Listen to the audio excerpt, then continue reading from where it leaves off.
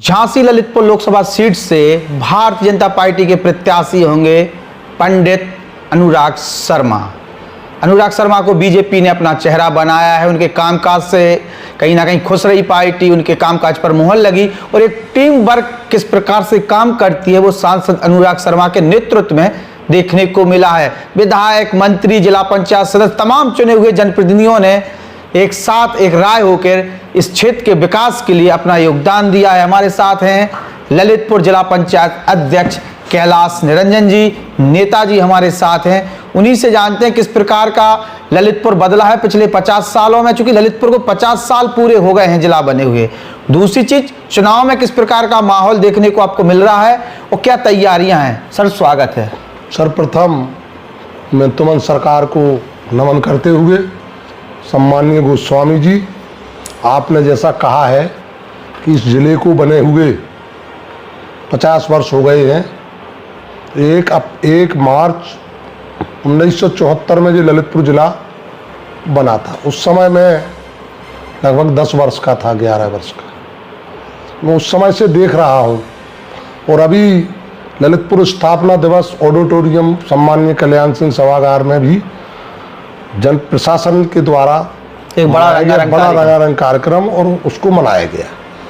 उस समय मंच पर यही बातें थीं कि ललितपुर जिले के विकास में जो सम्माननीय मोदी जी और योगी जी की सरकार में, भारतीय जनता पार्टी की सरकार में, इन 10 वर्षों में जिले का जो विकास हुआ है, चाहे वो रोडों के रूप में हो, चाहे वो पुलों के रूप में हो, चाहे वो शिक्षा के रूप में हो, चाहे वो स्वास्थ्य के रूप में हो, चाहे वो समानता के रूप में हो, चाहे गुंडागिर्दी की समाप्ति के रूप में हो, इन सभी रूपों में इन 10 वर्षों में भारतीय जनता पार्टी के इस कार्यकाल में बहुत अच्छे काम हुए हैं। बात यह है कि जो हमारे सम्माननीय सांसद, लोकप्रिय सांसद पंडित अनुराग शर्मा जी को पुनः शीर्ष नेतृत्व भारतीय जनता पार्टी ने प्रत्याशी बनाया है, तो मैं सबसे पहले शीर्ष नेतृत्व का बहुत बहुत अभिनंदन करता हूँ। ये आपको वादा करता हूँ कि सम्माननीय पंडित अनुराग शर्मा इस बार ऐतिहासिक जीत निश्चित है।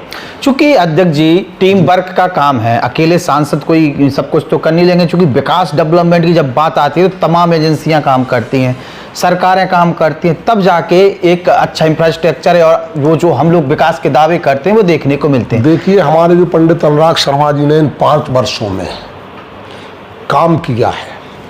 कई जनप्रतिनिधि ऐसे होते हैं, काम तो करते हैं लेकिन काम टीम बना के नहीं करते।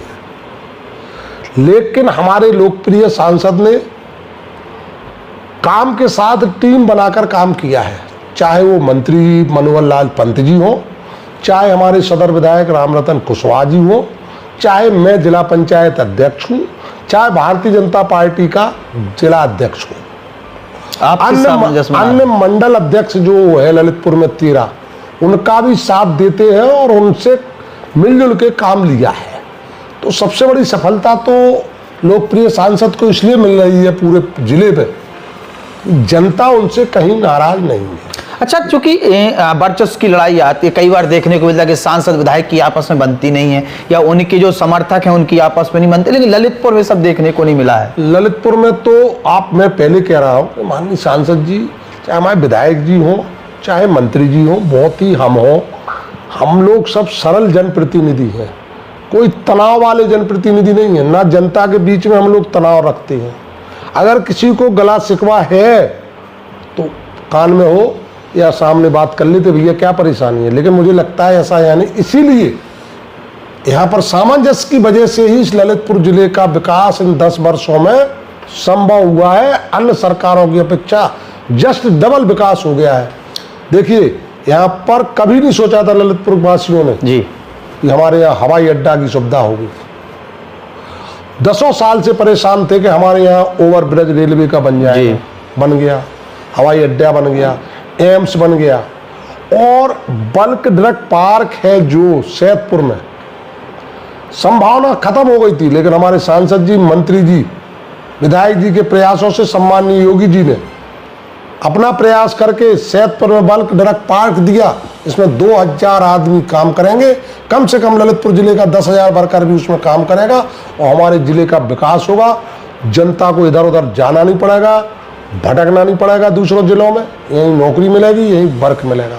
शांति व्यवस्था को लेकर, चूंकि शांति व्यवस्था विकास की सबसे बड़ी नींव रखती है। देखिए, ललितपुर जिला माननीय गोस्वामी जी सौहार्द के रूप में उत्तर प्रदेश में नंबर 1 है। ना यहाँ हिंदू है, ना मुसलमान है, ना सिख है, ना ईसाई, हम सब एक दूसरे के भाई भाई।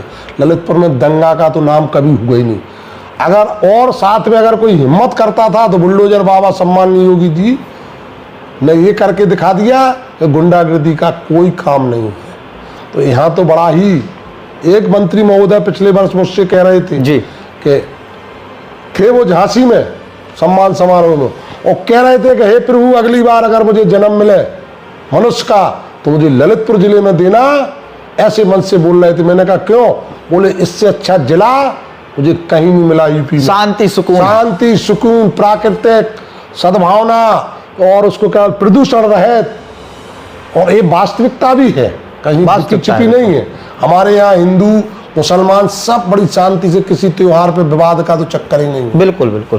तो उसकी तो कोई और, जनता बहुत माननीय योगी जी से, माननीय मोदी जी से और भारतीय जनता पार्टी की सरकार से ललितपुर जिले की जनता खुश है। और 80% में दावा कर सकता हूँ, 100 में 80 वोट डलेगा और 80 में 70 वोट भारतीय जनता पार्टी के खाते में जाएगा।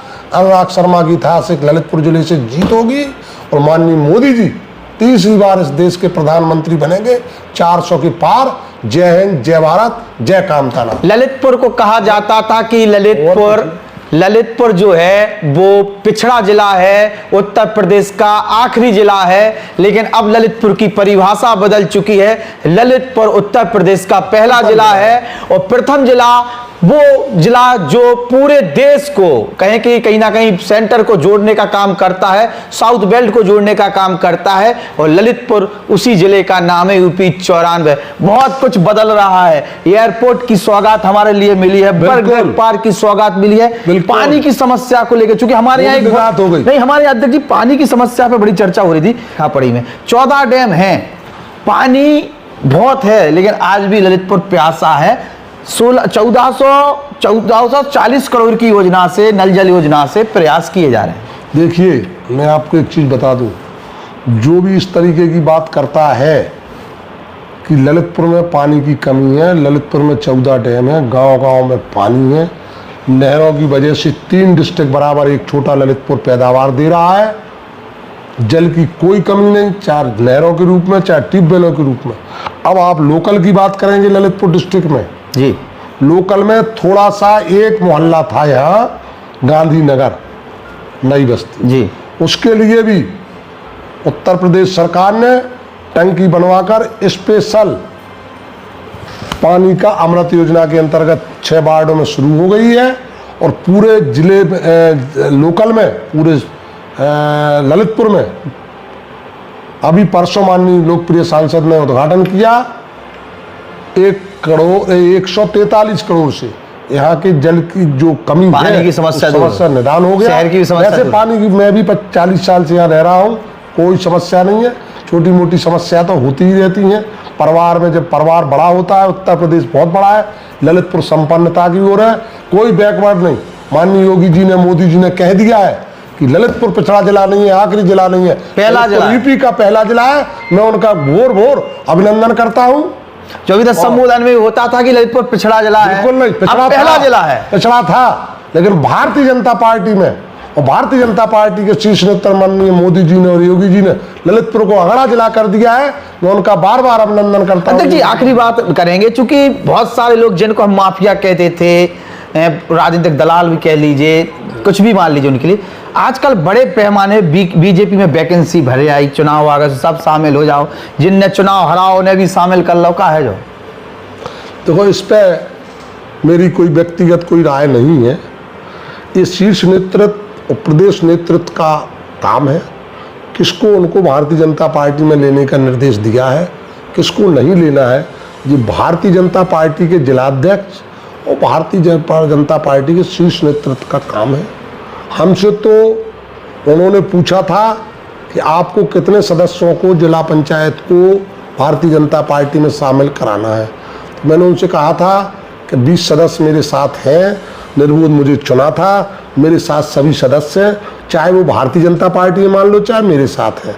जब मैं भारतीय जनता पार्टी का एक कर्मठ जिला पंचायत अध्यक्ष हूँ तो मेरे सदस्य भारतीय जनता पार्टी के साथ हैं और रहेंगे, और पंडित अनुराग शर्मा जी को और भारतीय जनता पार्टी को भारी मतों से यहाँ से। जिला पंचायत की क्या भूमिका है, कितना काम करा चुके, क्या क्या परिवर्तन करवा चुके? जिला पंचायत को बैठे हुए मुझे 2.5 वर्ष हो गए हैं। जिला पंचायत ने लगभग 50 करोड़ के काम इस जिले में 2.5 वर्ष में कराए हैं मेरे कार्यकाल में। चाहे कई बड़े बड़े काम तो जिला पंचायत नहीं करा सकती, उतना फंड नहीं होता है, लेकिन छोटे छोटे कार्य जो मेरे कार्यकाल में, भारतीय जनता पार्टी के कार्यकाल में मेरे जिला पंचायत से हुआ है, वो चिर स्मरणीय रहेंगे। चाहे वो शमशान घाट के रूप में हो, चाहे वो स्नान घाट के रूप में हो, चाहे सीसी के रूप में हो, चाहे डामरीकरण के रोडों के रूप में हो, चाहे टीन सेटों के रूप में हो। चूँकि ललितपुर जिले में कई तीर्थ स्थल हैं, कई सार्वजनिक स्थल हैं, लेकिन वहाँ बरसात में बड़ी दिक्कत होती थी पानी की समस्या से, तो यहाँ पर सबसे ज़्यादा डिमांड टीन सेटों की है। पहले भी लगवाए गए, मेरे कार्यकाल में लगवाए गए, और इस वर्ष तो एक भी टीन सेट नहीं लग पाया फंड ना होने की वजह से। अगली बार मैं जनता की फिर सेवा करूँगा। और इसके साथ मैं आपको ये भी बताना चाहता हूँ कि मेरे जिला पंचायत ने मेरे कार्यकाल में लगभग 200 दुकानों का, जिन पे अवैध रूप से दूसरे लोग कब्जा किए थे, माफिया, उनका कब्जा हटवा करके जिला पंचायत की ज़मीन से मेरे द्वारा शासन से परमिशन लेकर के 200 दुकानों का निर्माण लगभग चल रहा है, जिससे जिला पंचायत की आय बढ़ रही है और लोगों को, स्थानीय लोगों को रोजगार प्राप्त हो रहा है दुकानदारी करके। तो बड़ी ही खुश है जनता जनार्दन जिला पंचायत से, मुझसे और हमारी पार्टी से। तो अनुराग शर्मा जीत के यहाँ रहे? अनुराग शर्मा घमंड की बात नहीं करता हुआ, मैं बजरंगबली का भक्त हूँ और मेरे सामने तुमन सरकार की फोटो लगी हुई है। मैं इनका आशीर्वाद लेके कह सकता हूँ कि ललितपुर जिला से कम 3 लाख वोट से, अकेले ललितपुर जिला से 3 लाख वोट से लोकप्रिय सांसद हमारे पंडित अनुराग शर्मा लोकसभा में जीत के जाएंगे। झांसी से उनका काम है, कुछ चूंकि मैं इतना बड़ा नेता नहीं हूं कि बता सकूं, लेकिन ये भी कह सकता हूं इस बार ऐतिहासिक जीत होगी और 5-5.5 लाख वोट से सम्मानित झांसी ललितपुर से जीत के जाएंगे। 3 लाख की गारंटी है ललितपुर से। तो जिला पंचायत अध्यक्ष जी थे जिनसे चर्चा हुई है और पूरे जोश में है, चूंकि काम की है, जब काम होते हैं तो फिर लोग बोलते भी हैं। ललितपुर में कुछ दिख भी रहा है जो होता हुआ नजर आ रहा है। राजनीतिक तौर पर, विपक्ष के तौर पर मान लीजिए कि कुछ नहीं हुआ होगा, शून्य दिख रहा है, चूंकि विपक्ष भी खामोश है तो फिर विपक्ष जैसा है वैसे उसको दिखाई दे रहा होगा। नमस्कार।